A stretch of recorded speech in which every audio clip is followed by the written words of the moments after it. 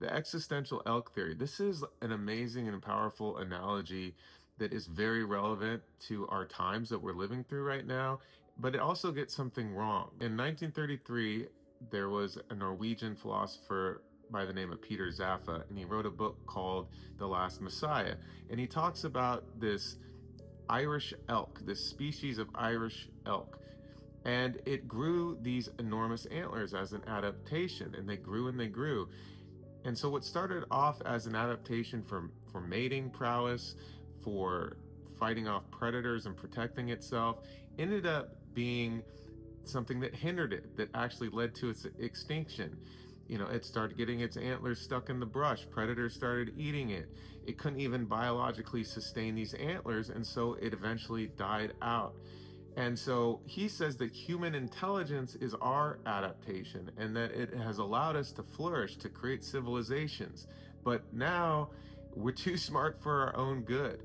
We have the ability to think on like metacognitions and meta layers, and eventually we start seeing through the illusion of this perpetual cycle of, what are we doing? Like, this is just all this suffering, and for what? Just to continue the species, for the continuation of the species. I eat my food, I work out, I go to work, I do my 9 to 5, I raise a kid and family, and then I die, and then that just continues over.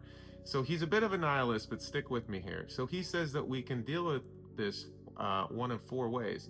So we can avoid it. That means that we try to avoid that uncomfortable truth at all times. We don't sit with that realization. And the subconscious does a pretty good job of keeping us from that. Number two, anchoring. We anchor into certain identities and involvements, whether that's work, family, religion, maybe it's even sports. A big sports guy, like everything revolves around sports and your fantasy football team or whatever. And then third is distraction. So constantly never letting yourself have time to sit with your own thoughts and to feel these deeper truths that want to bubble up. So, social media, constantly doing one thing after the other, never like giving yourself downtime.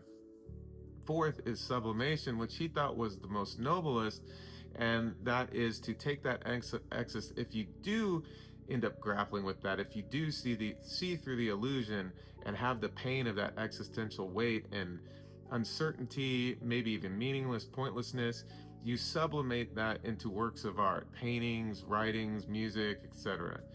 Okay. And he died with this philosophy. He lived a good ripe age of like 80 or 90 years old, but this is where I think that he got wrong, and this is where we're at.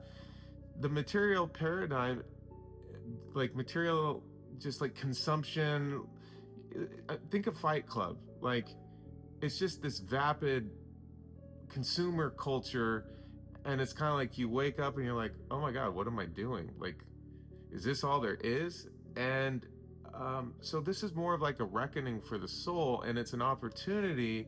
Yes, if you're looking at just material existence, you do reach the point where this feels pointless and meaningless, and it really starts to grow and overtake you.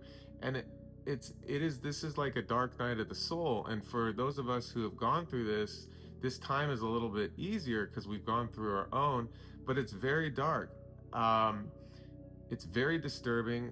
All of our programming, all the things that we thought we were and we enjoyed, whether the culture, the comfort of a society and a culture that seemed to be at least partially benevolent, and then all that programming, all that identity turns out to be false. It just crumbles, and you're left just staring in the middle of the desolation, not knowing what to do, and you can't distract yourself anymore. The distractions don't work, the isolation doesn't work, the anchoring into these identities and things, they're not working anymore. This is not